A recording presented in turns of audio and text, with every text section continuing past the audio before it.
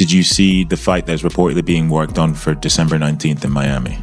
Did I see the fight being worked on December 19th in Miami? Yeah. No. Do you know which fight I'm talking about? No. Fair enough. Oh, Jesus. That's a fucking bad idea. That's a bad idea. But let me tell you what. A lot of people watch that one. Will you watch it? Sure.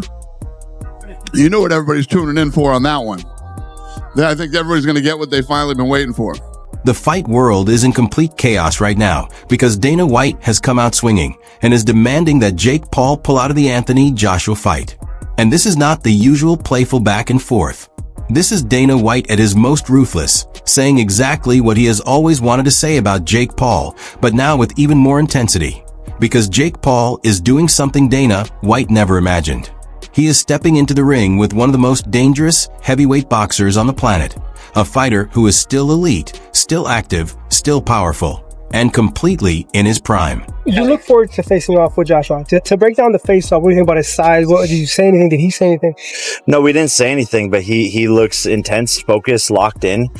He's obviously very, very tall. Looking up, my tallest opponent. My eyes are at his chest level. But yeah, he's locked in. I'm locked in. I don't think there's fear in his eyes or in my eyes. Yeah, Jake, tell us the difference between your face-off with Gervonta, where you're a head taller looking down, and now looking up at Joshua. No, it's surreal. All of it is very, very funny. And my neck started to hurt after looking up for a little bit.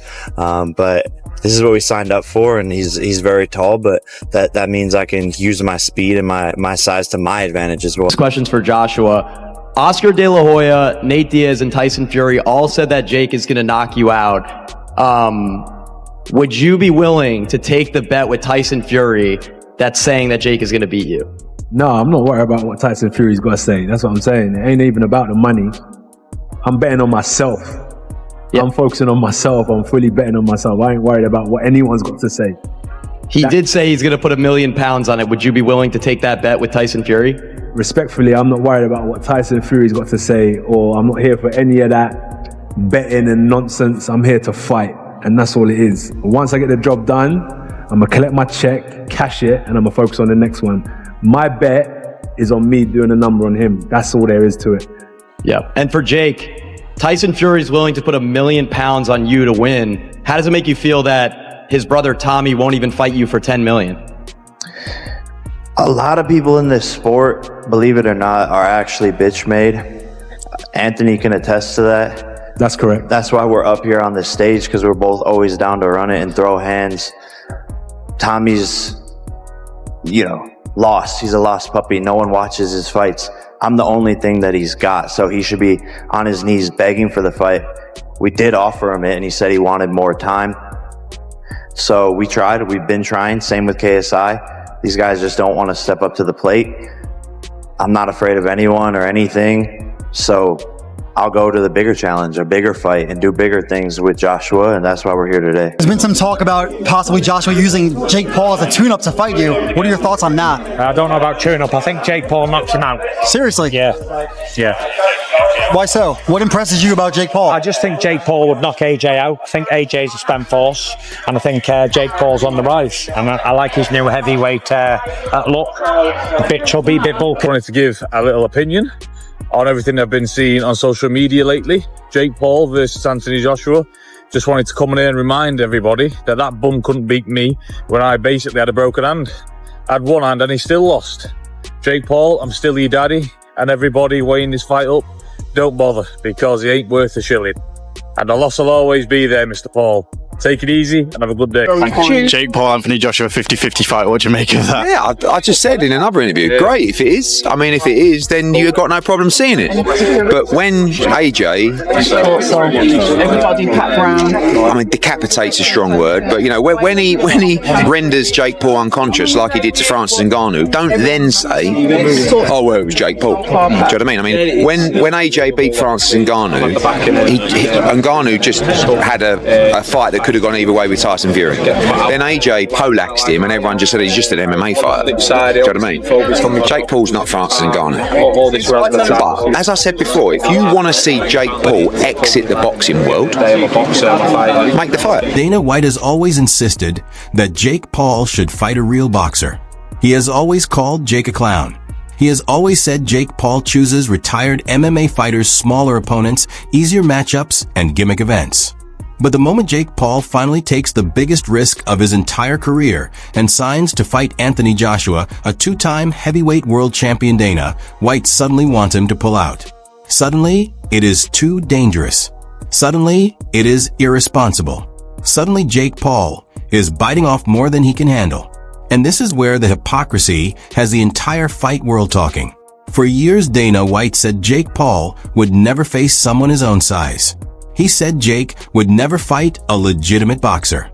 But the second Jake Paul finally does exactly that, Dana White switches the narrative and claims the fight is a joke and that Jake Paul is going to get seriously hurt. I get it, right? If someone knocks on your door and says, do you want to fight Jake Paul for 100 million? You're like, you'd be stupid to say no. No, I don't want that 100 million for what would be and will be and should be easy work for AJ. Well, why are you going to turn down 100 million? AJ should and could knock out Jake Paul in a round.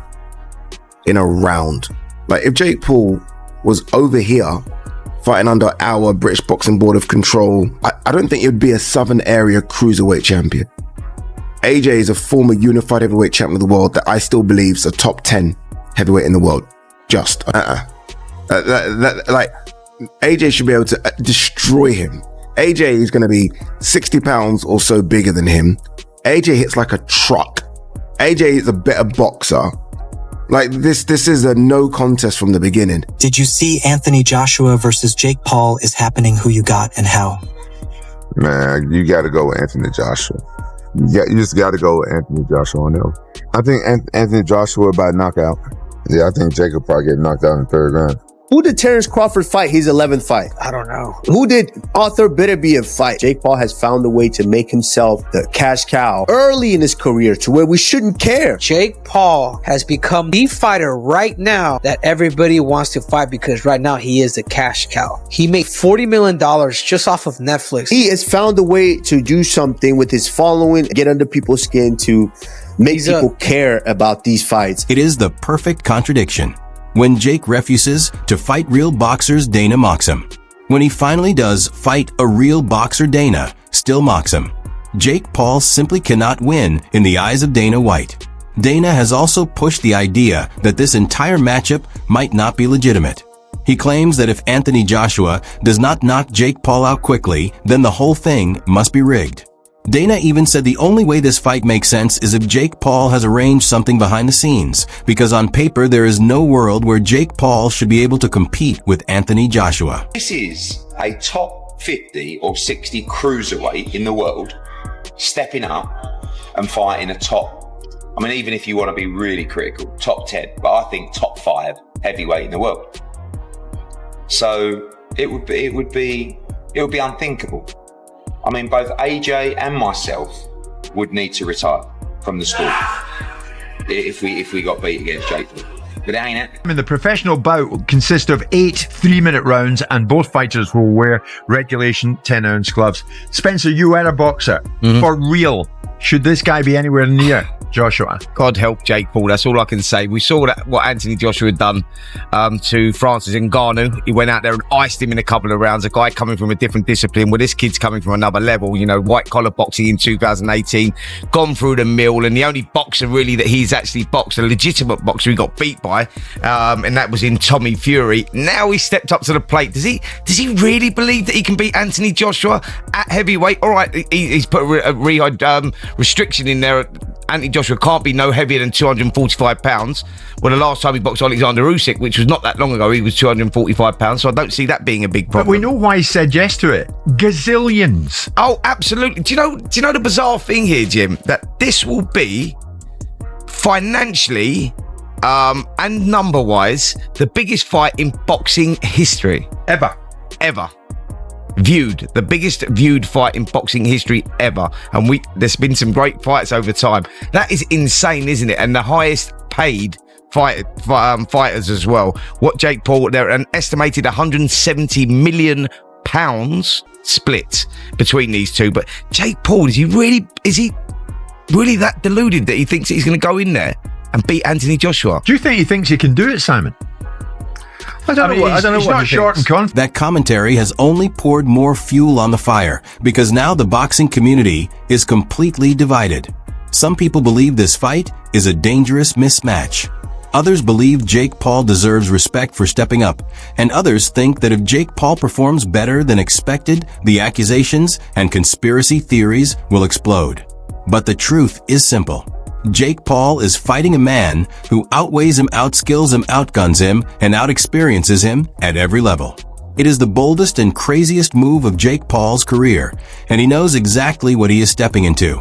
And that is what makes this entire situation so fascinating. I don't know what he thinks, but what he does do is he markets himself in the space that he operates in. I don't get this Jake Paul or Logan Paul phenomenon, but I'm not the audience. It doesn't matter what I get. The opportunity for Netflix is that it's a drive to subscribe. They'll pay $100 million, and the wraparound fees that come from sponsorship and the event attendance. We saw that $20 million was generated in gate receipts for the Mike Tyson versus Jake Paul fight. So we know this is a $160 million fight. We know that it makes sense to Netflix to do it, because in the last fight that they had with Mike Tyson and Jake Paul, they developed 2 million new subscribers. The average lifetime value of a subscriber is $900. So if you look at that and say they're going to generate $2 billion in potential increased revenues as a result of paying these fighters £100 million, you can see the metrics of it. They're also retaining their base. They're also moving content into a different space, which is sport. So it all makes sense. It's like the mobile phone industry I knew very well used to sell phones for nothing so people could get the airtime, and the airtime was where the money is. The content delivery is where the subscribers go to, and then they pay their subscription. So we all understand the model. As far as the fight is concerned, well, no, don't be silly. I mean, Anthony Joshua can go in his nightgown and beat Jake Paul. The issue is, does he hurt Jake Paul? How curated it is? I debated it with boxers, with Paul Smith and Duke McKenzie and Spencer, about would Joshua go in there with a mindset, which is he knows he doesn't have to get out of second gear, so he doesn't have to do to Jake Paul what people fear he might do, which is knock him into the next life. But he's not a punchbag, Jake Paul. Yeah, at this level is. Well, he beat, albeit an aged Mike Tyson. He beat Julio Cesar Chavez Jr.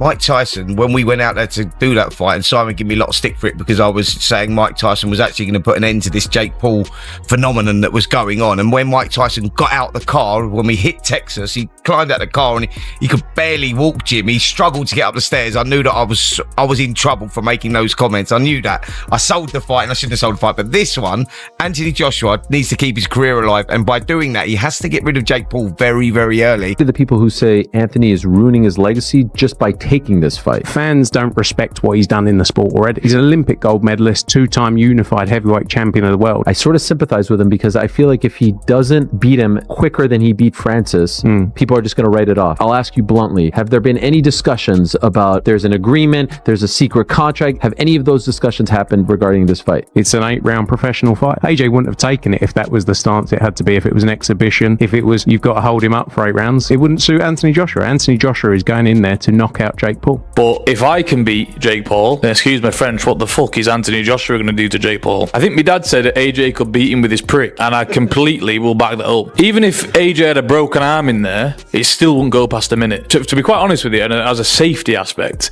there's no way that fight can go ahead. At the end of the day, my God, how good does it make me look?